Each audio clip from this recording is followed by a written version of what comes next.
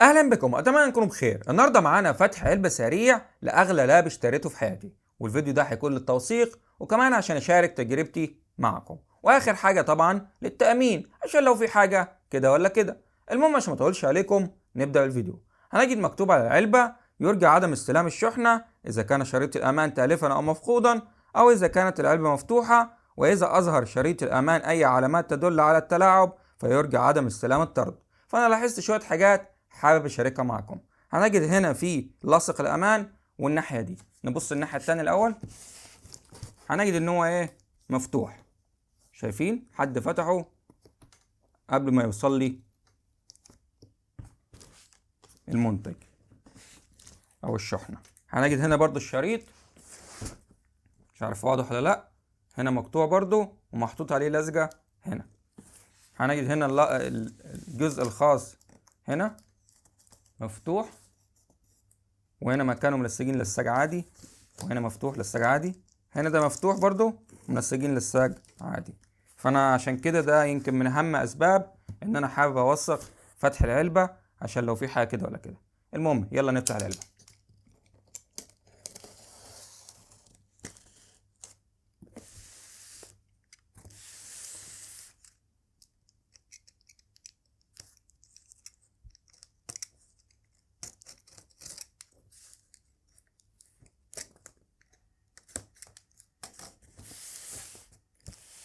فاضل اخر واحد اللي هو ده. لا ده فتح صح.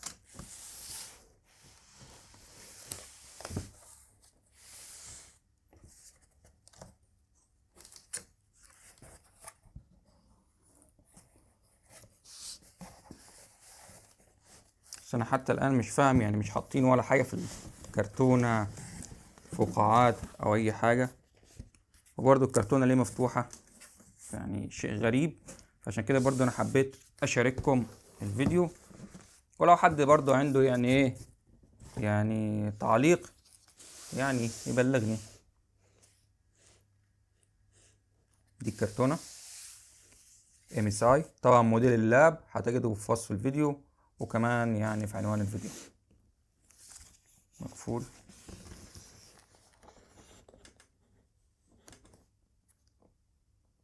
مكتوب من دبي.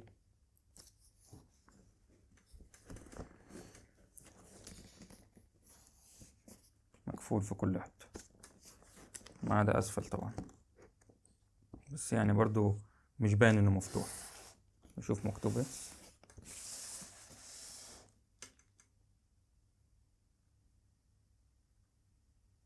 نيو دبي سيتي، لا دبي ايه، نيو طبيعة، يعني مش عارف والله، يعني كاتبين عنوان كده، مش عارف العنوان ده فين اصلا، ما علينا.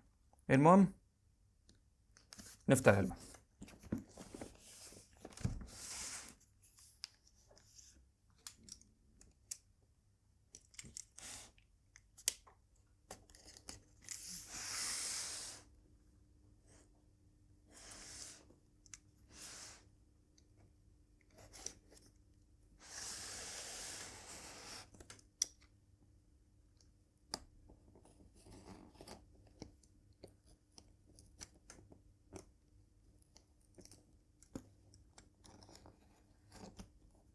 انا حنين بصراحة لان انا بحب احافظ على الحاجات يعني، وبرضه يعني عارف شعور انت اللي هو بتشارك حاجة بتتفتح، اللي هو يعني ممكن ما اقولش معلومات مفيدة للدرجة، بس الشعور نفسه ممتع. ترو جيمنج.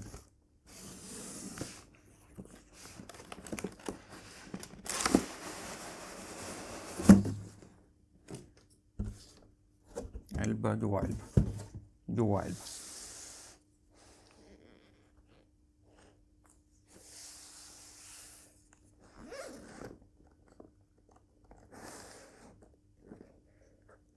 هنا مكتوب المواصفات،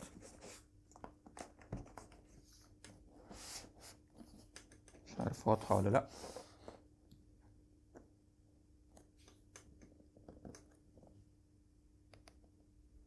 بس يعني مكتوب المواصفات 15.6 شاشة 1080 اي بي اس، 144 هرتز، انتل كور اي 7 جيل 13، كارت ار تي اكس 3050 4 جيجا دي درام 6، المساحة 520 اس اس دي درام 4، 16 جيجا رامات، 8 في 2 عشان يشتغل اللي هو الدول.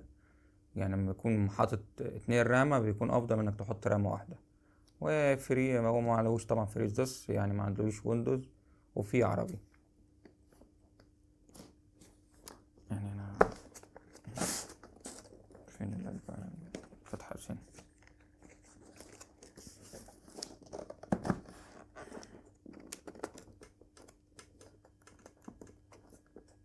مكتوب لابتوب جيمنج، ترو جيمنج.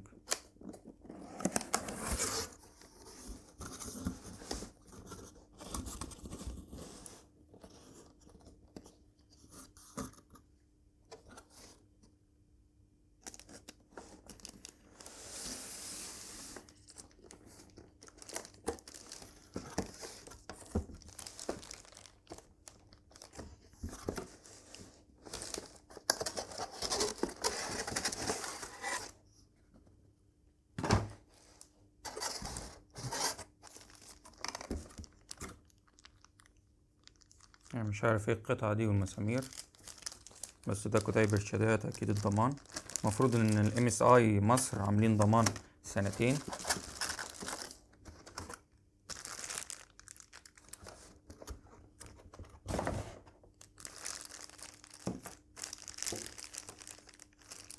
ده الكيبل، ده الشاحن، شاحن 120 واط.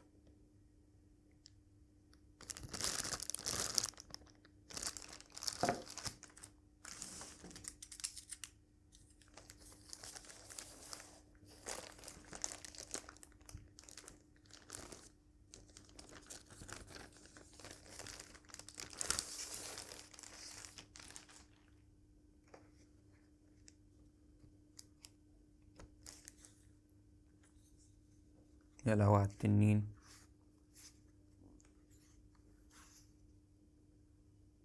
شايفين التنين؟ حلو التنين. مداخل، مدخل 2، وادي الشاحن، مدخل سماعة، ومدخل المايك. هنا في مدخل تاني اس بي، وده الشاحن ولا هنا الشاحن؟ مش مركز بصراحة. هنا اتش دي ام اي، نشوف من اسفل. ده الشكل من اسفل.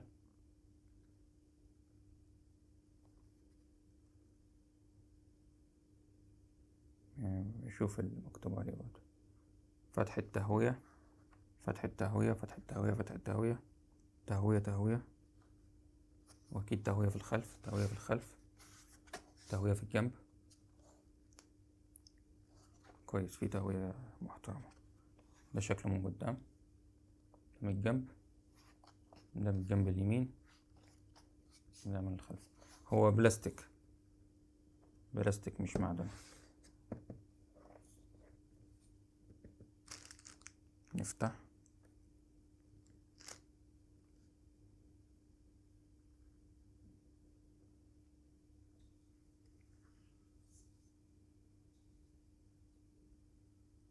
RTX Core 7 HDMI.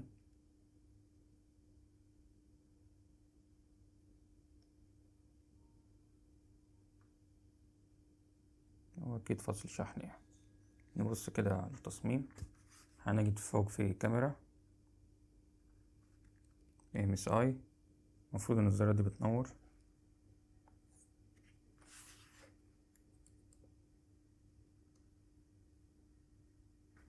دول الجيمنج. هنجرب كده نركب، بس ما اعتقدش السلك هيوصل بصراحة، انا مش مستعد اشغله. بس ده فتح علبة سريع، ان ممكن لو انتوا عايزين نعمل فيديو تجربة يعني نعمل فيديو تاني. بس ده فتح علبة، هو مش سريع اكيد، بطيء، بس هي دي تجربة كاملة يعني. انا بشارك تجربتي معاكم. نعم خالص. غالبا الواحد عشان يحافظ عليه برضو يحط لزقة هنا ولا حاجة. غير طبعا هتجيب له مروحة. اللون لطيف، الخامات بصراحة هو بلاستيك، بس اللي هو بلاستيك كويس يعني. دي هنا عشان ترفع شوية عن الأرض، تحس فيه يعني تبريد قوي شوية. تتكسر الحاجات دي، ما يعني أنا هحاول أحافظ عليه قدر الإمكان يعني، عشان ده بمبلغ وقدره. المهم ده فتح علبة، مش عارف سريع ولا بطيء. ولو حد عنده سؤال يفضل في التعليقات، لأن ده هيكون الخاص بيا. بالتالي لو حد فيكم، أنا عارف لما بيحب يشتري لاب بيروح يتفرج فيديوهات ويشوف رأي الناس اللي اشترته ويشوف شكل فتح العلبة والمكونات وكده، فبرضو أنا مش موضح ده كله، لكن ده لما أجربه أكيد هتبان المميزات والعيوب، وأوضح لكم لو كان كويس ولا كان وحش، ولو في حاجة واجهتني مشاكل كده وكده وكده وكده. فانتوا تقدروا تسألوني في التعليقات وهجاوب لكم التعليقات في اقرب وقت. المهم بكده الفيديو انتهى، اتمنى الفيديو يكون عجبكم، ولو حد عنده سؤال اتفضل في التعليقات، وانتظرونا في الفيديوهات القادمة. سلام.